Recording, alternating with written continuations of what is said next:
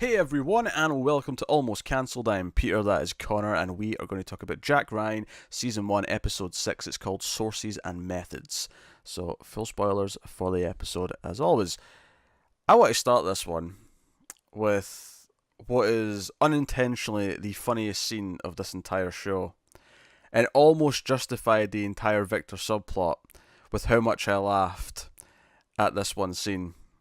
Because I got really upset at first because, Jack and Greer arrive in Turkey and they're driving past the airport and the camera does this neat little shift. Victor's just walked out of the airport. I'm like, oh no! Vice Victor in Turkey. He's going to Syria. He wants to go and adopt the kid of the father he killed or something. I don't know. And he's gone off to Turkey. He gets to the town eventually. He pays a ridiculous... Because we know he won that money, so we know why he can afford all this. And he's paid the taxi driver to take him all the way to this town in Syria. And he knocks on the door. It opened, the old man, the father, the grandfather figure from the family, the guy he killed, opens the door. Not speaking a word of English, and the first thing that Victor says is, "I killed your son." I just burst out laughing. This wasn't supposed to be funny, and then he starts going up high, killed your son. I'm like, how am I not supposed to laugh at this? Well, the guy he wasn't like, oh, I don't speak English. He just wasn't saying anything. Yeah. And he was just staring at him, and he was doing this miming thing, and I was like, oh my god, I hope he speaks English. I hope you are just being a condescending prick. This was hilarious, and the weird thing is, it went on too long. Of course, once they went inside the house and he made him tea or whatever, and they're sitting down, and this sad piano music starts playing as he's crying as he's drinking the tea, and I was like, okay, this is just stupid and shit now. But the question I have is, did they understand to some extent what he'd done? Because at the end of the scene, he says he's sorry when he's looking over at the photo of his son, and then he kind of nods at him as if he understands. But up until that point, I was under the impression he didn't have a clue why this guy was here and didn't understand anything. And not to mention the fact that the guy refuses the money, but then the young son comes out and sees the money and is like, oh, I'm going to sell him some eggs. So he comes out with eggs. Look at this chump. And he's like, yes, I'll buy eggs. And he just starts wads of cash on the table. He's paying about $5,000 per egg. He's just whacking it on the table. This scene was terrible, but it was hilarious for the most part. Yeah, so, but not in the way they wanted it to. Oh, it no, wasn't no. meant to be. This it was meant supposed to be this serious, sad, Yes. soul-searching scene. But it was freaking hilarious. So I got enjoyment out of this. Not the intentional enjoyment, but I did have fun with this. I can't argue with that. Oh, it was so bad. It's the sort of fun that I get from watching Arrow. It was the acting as well. See as he was quivering and trying to look like he was sad as he was saying, "I killed your son." He says it like 3 times, and he starts quivering as he says it. It's so bad. It's gold. I hate this character so much. What is the point in this bloody plot? It has to tie in by the end, right? There It has to. Something at the end. It better do. Yeah. Speaking of things And tying it better in, be good to be worth it. well, I'm going to hold my breath on that. But speaking of things tying in, all of a sudden, Kathy's plot is actually kind of related to what's going on, because it turns out Suleiman and his brother dug up an Ebola victim. Well, victim's a weird word. You know what I mean? What's the right Victim word? works. Victim, okay. I know victim makes it sound like someone did it. Ebola did it. Who is this man and where can I find him named Ebola? No, you're a victim, yeah. Okay, sure. But here, so they dig up a body, but of course the guy they pay to dig it up gets Ebola, and she's like, "This is weird. This strain of Ebola was, eradicated. We dealt with this. What's going on?" And then our correspondent in the other country's like, "Oh no, I got this story from this guy. Some foreigners paid him to dig this up, and like, okay, right, so they're up to no good with Ebola." Yeah, and we've seen already that they're going for chemical attacks. Yeah. We saw in the church. So this, if they've weaponized this, okay, that's a pretty extreme threat to go to at the end of the season. I like it. Yeah, it's pretty extreme. It's a little contrived that her plot suddenly feels connected to everything Jack's doing, but I mean, Yeah, I'll allow it. schlocky TV I like stuff. the consequence of what it is, even if I Sure, don't really, if I feel like it's a bit forced with the way they've done, thrown it in. sure. But the main plot, of course, was that Jack and Greer are in Turkey trying to track down Hanin, who is running from Yazid. In fact, like if he wasn't pissed before, she hits him in the back of the head with a rock, and he lands in what was it the other guy called it later on? The shit pit, I think, or something to that Yeah, effect. Because it's just this little shack. It's just holes in this little hut that go down to this pit where all the shit and yeah. piss go, and he lands in it. Not a happy man. I wouldn't be either. No, I wouldn't be either. But the bulk of this was essentially Jack's frustration because they're having to put up with some locals. This this criminal who traffics girls, and he's like a contact who might be able to get them to who's trafficking the refugees, and therefore, Greer wants this play ball with this guy, let's pay him for the information. But Jack's having to sit in the brothel, and all the prostitutes have all got like needle marks in their arms. He's clearly uncomfortable with all this to an extreme degree. Yeah, To the he's too much of a moral good guy. Yeah, and it's funny because I think on the one hand you could be like, this feels really cheesy, given the context of the show we're in. This feels cheesy, but at the same time, as a big fan of like Superman, I can't also like this because the thing he gives at the end, because at the very end of the episode, after everything's went down, we'll talk about all that obviously, but at the end of the episode when he's sitting with Greer, and Greer says what happened to him and why he got demoted. He got threatened. He was trying to turn this big Pakistani official, whoever he was, and he ended up stabbing the guy because the guy threatened to throw him in prison for 10 years when he changed his mind. But the point he's trying to make to Jack is that to do this job you have to compromise, right? You learn that's something that has to happen. And Jack, idealistically, bless him, says, "I don't believe that. We do not have to compromise. We can still win." And So of course the season ends with him compromising, right? either that or he won't compromise and something bad will happen because he didn't compromise.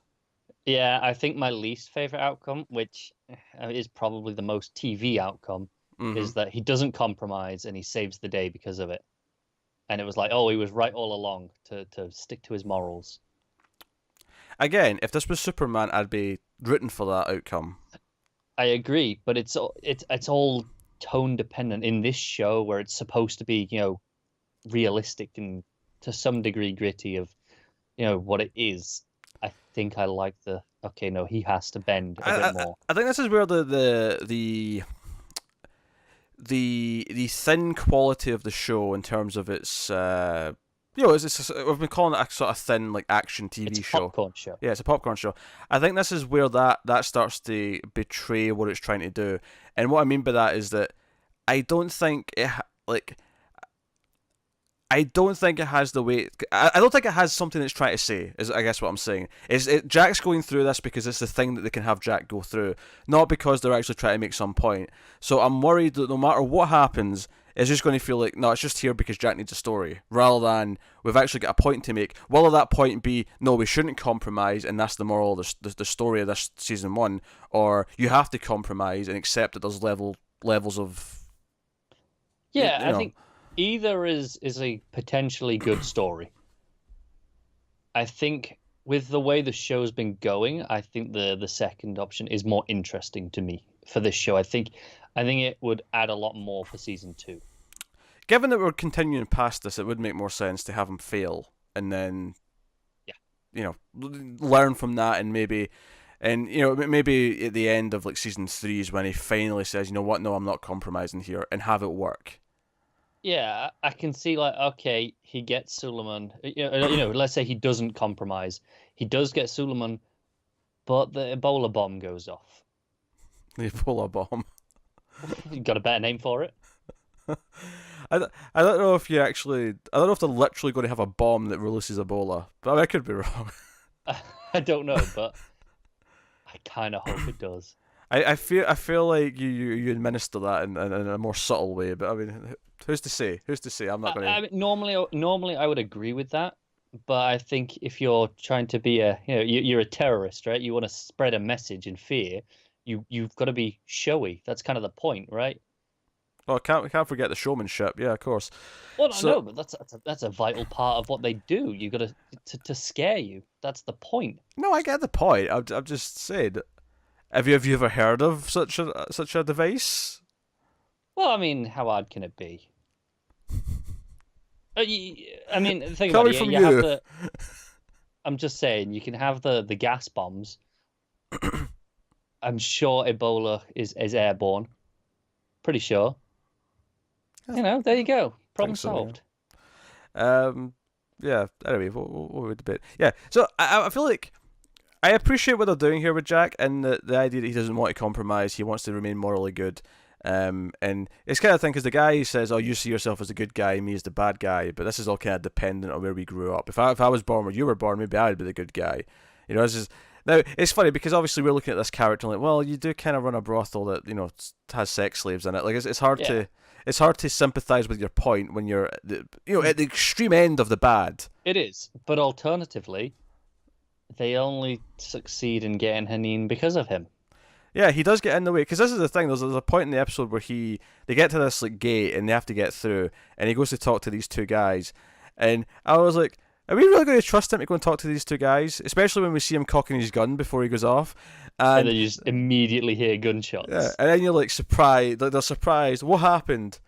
Oh, they tried to make me pay. They were going to shoot me. I'm like, yeah, why? It's like, well, they wanted me to pay. Why don't you just pay them? Well, they wanted too much. They wouldn't accept a reasonable amount. I'm not gonna lie, it gave me a good chuckle. Well, actually, what made me laugh more, honestly, in that scene is at the end after Jack's went ape shit and he's punched the shit out of him. At the end, when he's like rummaging through the pockets, and it looks like he's just trying to mug the dead bodies. It's like he's just wanting some extra money, and Greer's like, "Come on!" He's like, "Keys for the gate." And he turns around again and says, it's the second time he says it, he's like, "It's keys for the gate!" As if he's like really making a point. It's like, look, I promise. Oh dear. But we get this big thing. I had fun with this guy. He was entertaining, more entertaining than I would have expected coming into the episode if you described this character. He's sleazy and awful, but he's a fun character. But they get to the shore, which is where Hanine's been heading with the girls, and we have this standoff. But what I think is interesting about this is for all Greer's talk, because it looks like in this scene, because as he's there, he calls. Although in the flashback, we hadn't seen Suleiman all episode, which was rare. This is it kind of stayed focused on other things, but we finally see him when he calls him. He's like, "Oh, I've tracked down the wife and the kids. What do you want me to do?" He's like, "Oh, bring my daughters back." And it's like, "Oh, he doesn't want Hanine back." So then when they have a bit of standoff, Jack and Thingy like see them and is all right, guns up, right, and everyone's a bit of a standoff. The guards who are around just sort of facilitating the refugee deportation thing. They're there, but and it's all going down, and he's like, "Hey, we'll give you the wife, but we're taking the daughters." And of course, given the whole episode, Jack being uncomfortable with everything this guy's been doing, he's like, no, we're not going to let him take the daughters. Like, no way we're doing that. And Greer's just silent, and you're like, oh, he's thinking about it. And Jack does make a good point though. Even take away his just good, Boy Scout, morality. He makes a good point. She will not want to help us if we let them take her daughters. That's just simple logic. There's an almost twisted logic of security that's like, okay, so we let Yazid take the daughters. They're going to take them back to Suleiman, and he's not going to hurt them, right? So there's almost a level of safety that okay, so they're not going to be trafficking. They're not. I mean, if you're trying to justify this to yourself, if you're making this decision, there's a line of thought there. Which is what I think is going through Greer's mind. But this is the thing, though. He lets it pass. It looks like they're going to do that, and then once all the guns are dropped, and as soon as Yazid starts to walk away, he just brings up his hand and shoots him right there and then. May want to double tap him because he did survive a drone hit to the face. Just want to point that out still. He looks less injured this episode. Maybe it's just my memory. Maybe, I don't know. I remembered him looking worse. But so it was a good moment for Greer though, because it was like, oh, Greer, don't, because you kind of hate him here a little bit. You're like, don't let him take the kids. Come on now. But he takes a shot, and it's like, oh no, he was playing the slightly longer game, and he puts them down. And they have another bit of a standoff, but then of course everything goes. So they've got Hanine, and I actually really thought the episode was going to end when they're driving away from the beach, and the camera comes up, and it was kind of like, look at all the refugees who they've left behind. Sure, Hanine's safe, but look at all these people who are trying to get somewhere safe. and they're all all these tents, and it looks dire. And I was like, okay, that's a dramatic end to the episode. And then it kept going. And to be fair, it wasn't like anything that came after this was bad. It was the conversation with Jack and Haneen. But that was a great ending shot. It was a great ending shot, yeah. It felt like it was going to fade to black there. And then the conversation with Jack and Greer about compromising. And I feel like maybe these two being at the opposite ends of this spectrum, I think the obvious story here is that Jack will learn to compromise a little, not a lot, because there's a point where it's too much. And you'll have Greer who'll maybe start to believe in being good again, or believe in the fight again, and not be cynical. Like Jack will, resuscitate his enthusiasm a little bit, if you will. I think that's the way we're going. Definitely that end. And I mean, yeah, okay.